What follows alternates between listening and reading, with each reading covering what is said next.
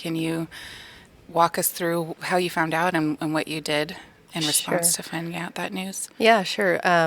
Actually, over the course of a summer a few years ago, my son was acting out a lot, angry, upset, sad, just very emotional, different than normal.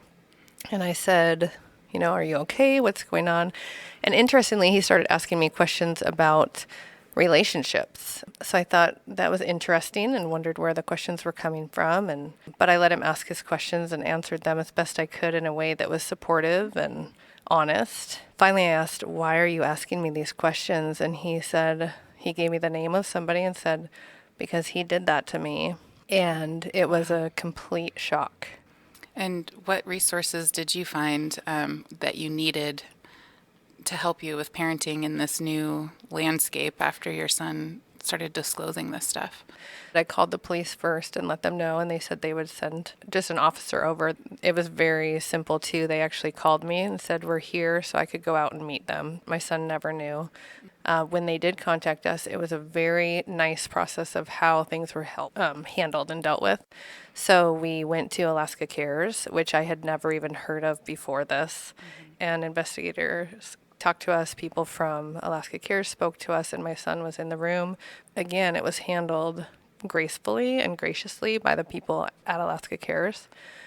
Some people worry, I think is the right word, that if you share this kind of stuff, then you're going to be defined by it, and you're not. You're not defined by it, and he's not defined by it. And that's something too that we talk about a lot.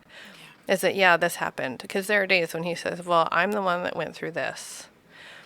I was sexually abused." And it's like, yes, you were. And you're also incredibly smart and bright and loving and kind and funny. And you try to look at all those positive things that, to help him remember to see those, because it doesn't define him. It's one piece of him. It's a thread of, his story, but he's a lot more than that. Absolutely.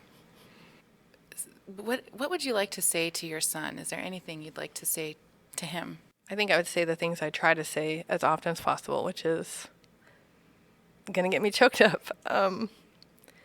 But that he is strong. He's incredibly brave. He has a super bright future ahead of him. And he's such a good person. And I try to remind him of that.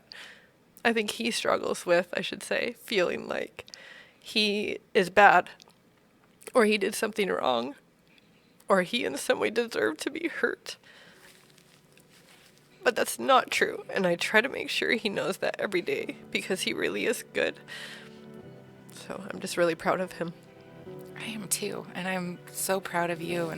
And it takes a really compassionate person to use their trauma to help heal others. So thank you so much for the honor and the privilege of allowing us to be here and hear your story and to share it.